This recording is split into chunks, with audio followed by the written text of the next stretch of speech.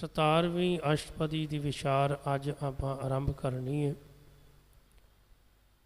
ਆਰੰਭਤਾ ਵਿੱਚ ਮਹਾਰਾਜ ਨੇ ਸ਼ਲੋਕ ਉਚਾਰਨ ਕੀਤਾ ਹੈ, ਜਿਸ ਅੰਦਰ ਉਸ ਪਰਿਪੂਰਨ ਪਰਮਾਤਮਾ ਦੀ ਹੋਂਦ ਦਾ ਜ਼ਿਕਰ ਕਰਦੇ ਹੋਏ ਗੁਰੂ ਸਾਹਿਬ ਸਮਝਾਉਂਦੇ ਨੇ।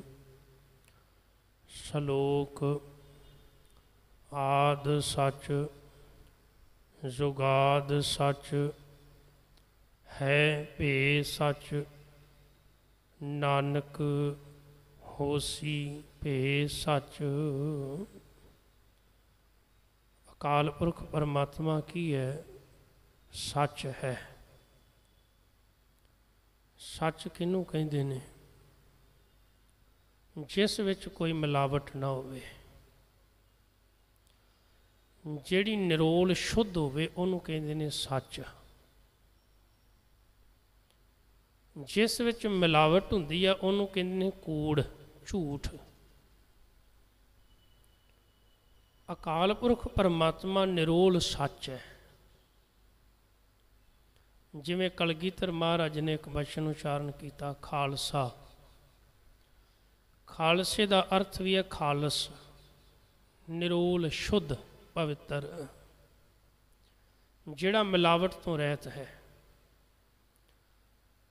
ਕਿਉਂਕਿ ਖਾਲਸੇ ਦਾ ਸੰਬੰਧ ਵੀ ਸਿੱਧਾ ਸੱਚ ਨਾਲ ਹੈ, ਅਕਾਲ ਪੁਰਖ ਨਾਲ ਹੈ। ਇਸ ਕਰਕੇ ਜੇ ਅਕਾਲ ਪੁਰਖ ਪਰਮਾਤਮਾ ਨਿਰੋਲ ਸੱਚ ਹੈ ਤੇ ਖਾਲਸਾ ਕਿਵੇਂ ਝੂਠ ਹੋ ਸਕਦਾ ਸੀ? ਖਾਲਸਾ ਵੀ ਨਿਰੋਲ ਸੀ, ਸ਼ੁੱਧ ਸੀ। ਇਸੇ ਸੱਚ ਦੀ ਪ੍ਰਾਪਤੀ ਕਰਨ ਵਾਸਤੇ ਜੀਵ ਦੁਨੀਆ ਵਿੱਚ ਆਇਆ। ਪ੍ਰਾਪਤੀ ਕਰਨੀ ਸੀ ਸੱਚ ਦੀ, ਪਰ ਪੰਡਾਂ ਕੋੜਦੀਆਂ ਬੰਨ੍ਹ ਕੇ ਤੁਰ ਰਿਹਾ। ਹੁਣ ਇੱਕ ਸਮਾਂ ਉਹ ਸੀ ਜਦੋਂ ਮਨੁੱਖ ਨੂੰ ਸੱਚ ਬੋਲਣ ਵਾਸਤੇ ਪ੍ਰੇਰਿਤ ਨਹੀਂ ਸੀ ਕਰਨਾ ਪੈਂਦਾ, ਆਖਣਾ ਨਹੀਂ ਸੀ ਪੈਂਦਾ ਵੀ ਸੱਚ ਬੋਲੋ, ਬਲਕਿ ਜੀਵ ਜਿਹੜੇ ਹਨ ਉਹ ਸੱਚ ਨੂੰ ਬਹੁਤੀ ਤਰਜੀਹ ਦਿੰਦੇ ਸਨ। ਕੂੜ ਤੇ ਝੂਠ ਉਹਨਾਂ ਨੂੰ ਪਸੰਦ ਨਹੀਂ ਸੀ ਹੁੰਦਾ। ਮਹਾਰਾਜ ਨੇ ਵੀ ਬਾਣੀ ਵਿੱਚ ਬੇਅੰਤ ਜਗ੍ਹਾ 'ਤੇ ਇਹ ਪ੍ਰਮਾਣ ਦਿੱਤੇ ਨੇ, ਬਚਨ ਕੀਤਾ ਹੈ, ਝੂਠ ਨਾ ਬੋਲ ਪਾਂਡੇ ਸਦਾ ਸੱਚ ਕਹੀਏ। ਇਹਦਾ ਮਤਲਬ ਪੁਜਾਰੀ ਵੀ ਝੂਠ ਬੋਲਦਾ ਸੀ, ਰੱਬ ਨੂੰ ਮੰਨਣ ਵਾਲਾ ਹੀ ਝੂਠ ਬੋਲਦਾ ਸੀ। ਔਰ ਇਹ ਵੀ ਗੱਲ ਹਕੀਕਤ, ਜੇ ਅੱਜ ਜਿੰਨੇ ਧਰਮੀ ਬੰਦੇ ਨੇ ਬਹੁਤਾਇਤ ਉਹਨਾਂ ਦੀ ਜ਼ਿੰਦਗੀ ਵਿੱਚ ਵੀ ਝੂਠ ਹੈ। ਹੁਣ ਅੱਜ ਝੂਠ ਜਿਹੜਾ ਮਜਬੂਰੀ ਨਹੀਂ, ਅੱਜ ਝੂਠ ਜਿਹੜਾ ਹੈ ਉਹ ਅਸਲ ਦੇ ਵਿੱਚ ਇੱਕ ਸ਼ੌਂਕ ਬਣ ਗਿਆ, ਇੱਕ ਸ਼ੌਂਕ ਬਣਿਆ ਹੋਇਆ। ਬੰਦਾ ਹੁਣ ਆਏਗਾ ਇੱਧਰੋਂ, ਬੰਦਾ ਅਹਿਮਦਾਬਾਦ ਤੋਂ ਆਇਆ, ਕਹਿੰਦੇ ਕਿੱਥੋਂ ਆਇਆ? ਉਹ ਕਹਿੰਗਾ ਮੈਂ ਭਰੂਚਲੋਂ ਆਇਆ ਵਾਂ। ਕਿਉਂ? ਆਦਤ ਹੈ। ਹੁਣ ਝੂਠ ਬੋਲੇ ਬਿਨਾਂ ਬੰਦਾ ਰਹਿ ਨਹੀਂ ਸਕਦਾ, ਕੂੜ ਬੋਲੇ ਬਿਨਾਂ ਰਹਿ ਨਹੀਂ ਸਕਦਾ, ਆਦਤ ਬਣ ਗਈ ਹੈ। ਹੁਣ ਇਹਦੀਆਂ 100 ਵਿੱਚੋਂ 99 ਗੱਲਾਂ ਝੂਠ ਤੇ ਇੱਕ ਸੱਚ। ਉਹ ਸੱਚ ਵੀ ਇਸ ਕਰਕੇ ਬੋਲਿਆ ਜਾਂਦਾ ਏ ਵੀ ਤਾਂ ਕਿ 99 ਸੱਚ ਸਾਬਤ ਹੋਣ। ਇੱਕ ਸੱਚ ਤਾਂ ਬੋਲਿਆ ਜਾਂਦਾ ਵੀ 99 ਸੱਚ ਲੱਗਣ, ਨਹੀਂ ਤਾਂ ਉਹ 100ਵੀਂ ਵੀ ਝੂਠ ਹੀ ਬੋਲੇ। ਉਹ ਸੱਚ ਬੋਲਣਾ ਮਜਬੂਰੀ ਬਣ ਜਾਂਦੀ। ਪਹਿਲਾਂ ਝੂਠ ਬੋਲਣਾ ਮਜਬੂਰੀ ਬਣਦੀ ਸੀ, ਹੁਣ ਸੱਚ ਬੋਲਣਾ ਮਜਬੂਰੀ ਬਣਦੀ ਹੈ। ਗੁਰੂ ਪਾਤਸ਼ਾਹ ਜੀ ਨੇ ਸੁਚੇਤ ਕੀਤਾ, ਜੇ ਇੱਕ ਪਾਂਡੇ ਨੂੰ ਕਹਿ ਰਹੇ ਨੇ ਤਾਂ ਇਹਦਾ ਮਤਲਬ ਇੱਕ ਪਾਂਡੇ ਨੂੰ ਨਹੀਂ ਕਹਿ ਰਹੇ, ਉਹ ਸਾਰਿਆਂ ਵਾਸਤੇ ਉਪਦੇਸ਼ ਹੈ। ਉਹ ਤਾਂ ਉਸ ਵੇਲੇ ਉਹਨੇ ਝੂਠ ਬੋਲਿਆ ਹੋਣਾ ਤੇ ਮਹਾਰਾਜ ਨੇ ਨੂੰ ਕਹਿ ਦਿੱਤਾ ਵੀ ਤੂੰ ਝੂਠ ਕਿਉਂ ਬੋਲਦਾ। ਇੱਕ ਹੋਰ ਬੜਾ ਪਿਆਰਾ ਰੱਬੀ ਬਾਣੀ ਵਿੱਚ ਬਚਨ ਆਉਂਦਾ ਹੈ, ਬੋਲੀਏ ਸੱਚ ਧਰਮ ਝੂਠ ਨਾ ਬੋਲੀਏ। ਧਰਮੀ ਬੰਦਾ ਸੱਚੀ ਗੱਲ ਕਰੇਗਾ, ਗੱਲ ਟਣਕਾ ਕੇ ਕਰੇਗਾ।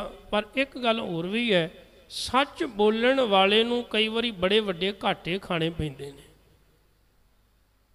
ਬੜੀਆਂ ਮੁਸ਼ਕਲਾਂ ਦਾ ਸਾਹਮਣਾ ਵੀ ਕਰਨਾ ਪੈਂਦਾ, ਬੜੇ ਦੁੱਖਾਂ ਨੂੰ ਸਹਿਣਾ ਪੈਂਦਾ। सच्चे मार्ग चलदे उस्तत करे जहान। उस्तत तां हुंदी है जदों बंदा मुश्किलों विचों निकलिया होवे। ऐ नहीं बई बई इधरों तुरिया तो उधरों वडियाई होण लगी। सच बोलण वालियां नूं कई वारी वट्टे भी खाने पैंदे ने, घाटे खाने पैंदे ने। कई वारी जिंदगी इत्थों तक हो जाती है कि बंदा कहता मैं तो सच बोल के बड़ा वड्डा नुकसान कर लिया, चंगा ही झूठ ही बोलदा। पर आखिर झूठ बोलना क्यों पैंदा है? इहदा कारण की है? कारण ये है कि सारे पासे कूड़ दा बोलबाला है। हर पासे कूड़ ही कूड़ प्रधान है। हुण जिथे कूड़ प्रधान होवे उत्थे सच किवें टिकिया रह सकदा सी? कहंदे एक बार ना सच इशनान लगा करन, रस्ते दे विच इशनान लगा करन ते कपड़े ला के रखे पासे ते लगा इशनान करन ते मगरों झूठ कूड़ आ गया। उन्हें वेख्या ये चंगा समा है, उन्हें दे कपड़े चक्के ते पाले आप ते दौड़ गया। सच पिछे दौड़दा है, झूठ अगे दौड़ रहा है। वो बेचारा सच अज तक उन्होंने लभन दिया कूड़ नूं। हुण झूठ नूं वेख के इंज लगदा भी सच है, पर उन्हें कपड़े पाए हुए विच झूठ है, अंदर झूठ है, बाहरों सच लग रहा। तो सच बेचारा दौड़दा पिया। एक अदीब ने बड़ा प्यारा बोल लिखिया है, वो कहता झूठ बोलने वाले वेखो मेरे तो अगे किवें निकल गए ने। ये भी गल सच है। झूठ बोलने वाले कहाँ के कहाँ पहुँच गए। एक मैं था कि सच बोलता रह गया। झूठ वाले मेरे तो अगे तरक्कियां कर गए, वो वड्डियां कुर्सियां ते बैठ गए, जमीनां ते जायदादां दे मालक बन गए, ते मैं सच बोल के खटिया की। पर एक गल याद रखना, जिन्हां ने सच खटिया है वो सदा रहणगे, जिन्हां कूड़ खटिया वो कुछ समय बाद दुनिया तो नामो निशानी मिट जाएगा। ये महाराज दी बाणी दा बचन है, कूड़ निखुटे नानका ओढ़क सच रही। कूड़ ने एक दिन नाश हो जाना है समा पा के, पर सच ने सदा रहना है। सच ने कभी मिटना नहीं। जेड़े अज कूड़ बोल के झूठ बोल के अगे निकल रहे हैं, वो ये ना समझण भी सदा रवांगे। सदा सच ने ही रहना है। समा पा के सच प्रगट हो ही जाता है। दुध का दुध ते पानी का पानी हो ही जाना है।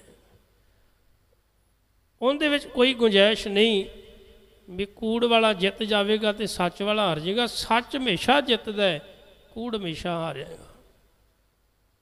गल थोड़े जे समय दे हेर फेर दी हो सकती है, इस तो ज़्यादा नहीं। महाराज ने इत्थे बचन किया है, आद सच। सच का भाव निरोल, जिहड़ा निरोल शुद्ध है, जिंदे विच मिलावट नहीं। अकाल पुरख वो पवित्र हस्ती है जिहड़ी आद तो भावे मुढ़ शुरू तो है। साडे विग्यानियां ने 3 काल दसे ने, ते आपां भी पढ़ते हैं, ग्रामर सारे ने पढ़ी है। ते उहदे विच 3 काल दसे ने। पहला जिहड़ा है बीत चुकिया समा, जिहड़ा लंघ गया है, जिन्हों भूतकाल कह देंगे मेरे हिसाब नाल। जिहड़ा आउण वाला समा है वो भविख है, तो जिहड़ा चल रहा है इहनूं वर्तमान कहते हैं। भी जिहड़ा लंघ गया, अंग्रेजी में शायद उन्होंने पास्ट कह देंगे ने मेरे हिसाब नाल, भी लंघ गया, गुजरिया होया समा। आउण वाला समा कहते हैं फ्यूचर है, तो चल रहा उन्होंने कहते प्रेजेंट, चलन दिया। जिहड़ा 3 काल दसे ने, एक लंघ गया, एक चल रहा है, एक आउणा है। ये 3 जिक्र किए हैं। 3 ही पढ़ाए जाते हैं, चौथा नहीं पढ़ाया जाता। चौथा बाबे नानक ने दसिया। चौथे का जिक्र बाबे नानक ने किया है। सिख रोज़ पढ़ता है पर समझदा नहीं। महाराज आदि ने आद सच। ये जिहड़ा सलोक है ना, ये जपजी साहिब के पहले सलोक नाल मिलता जुलता है, पर फर्क है थोड़ा जिहा। 19 का फर्क है, वो भी अज समझते हैं। आद सच जुगाद सच। परमात्मा जदों ये कायनात बनी सी, मुढ़ तो उदों भी परमात्मा सी, भी जिहड़ा समा लंघिया होया है। जुगाद जिहड़ा जुगां विच आ जिहड़ा लंघ रिहा हुण समा, वर्तमान जिन्हों कहते हैं, हुण भी रब है, सच है भे सच।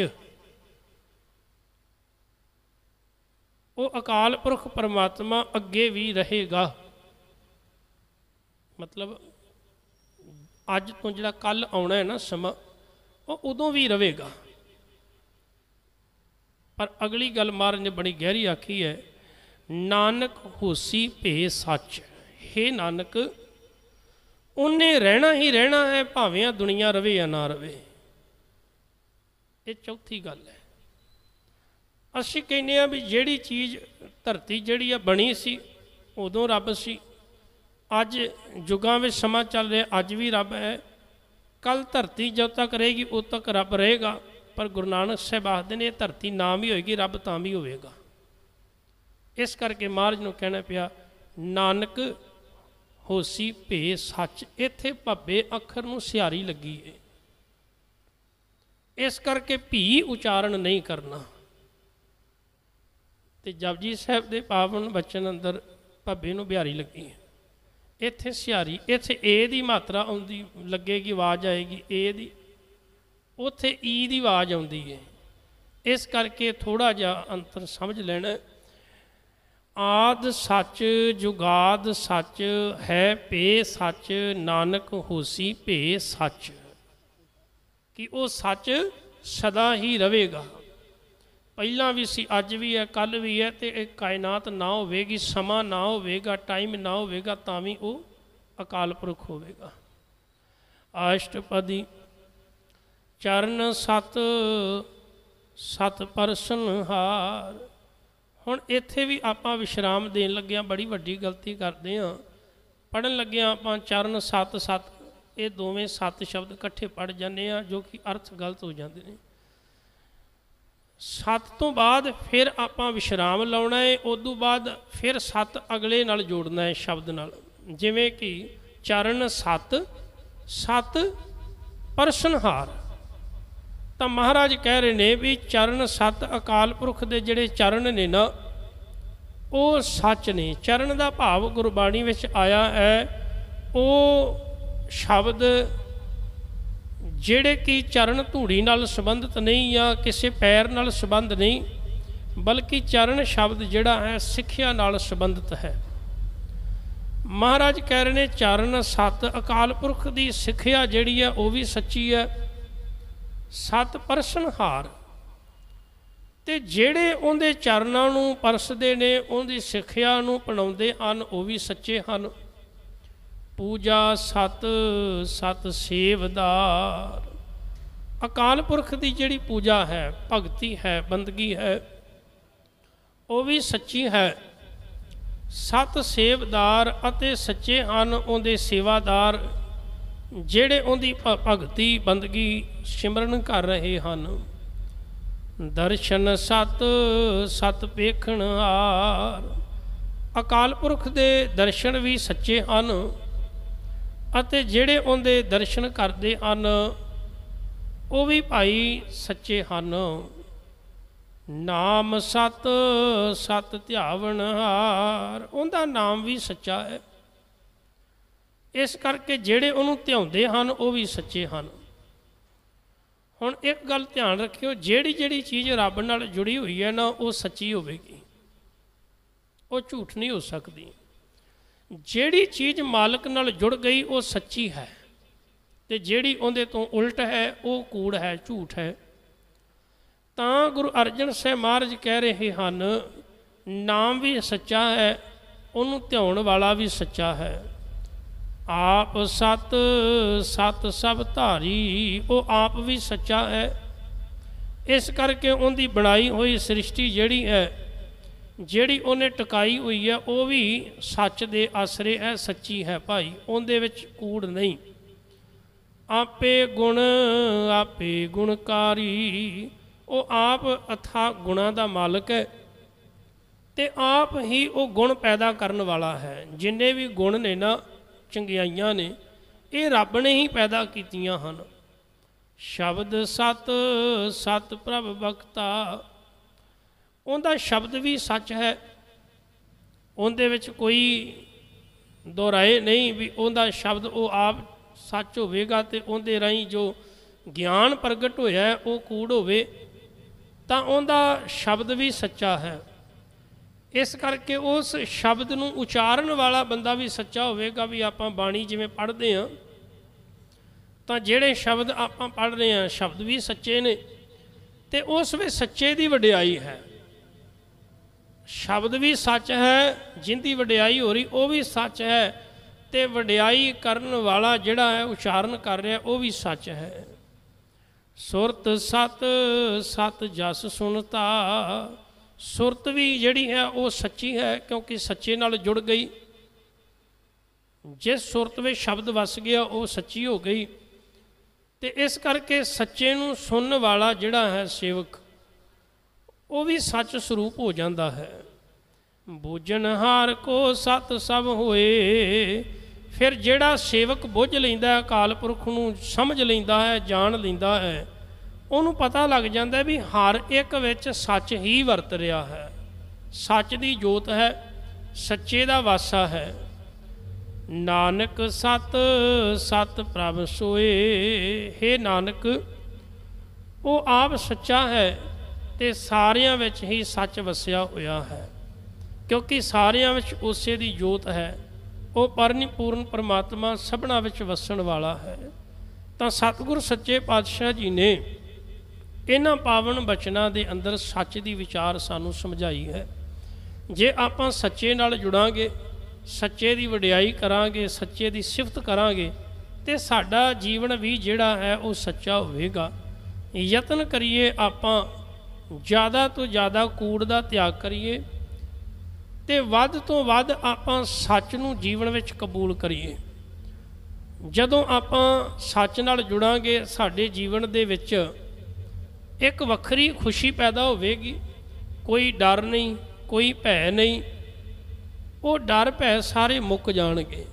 इस करके आओ गुरु अगे अरदास करिए, महाराज सानू सच बोलण दी समर्था दिओ, सानू सच बोलण दी समझ दिओ ते सच्चे दियां वडियाइयां करन दा बल उदम सानू बख्शिश करो। गुरदेव सारियां दी हाज़री प्रवान करन। होइयां भुल्लां चुकां दी खिमा। वाहिगुरू जी का खालसा, वाहिगुरू जी की फतेह।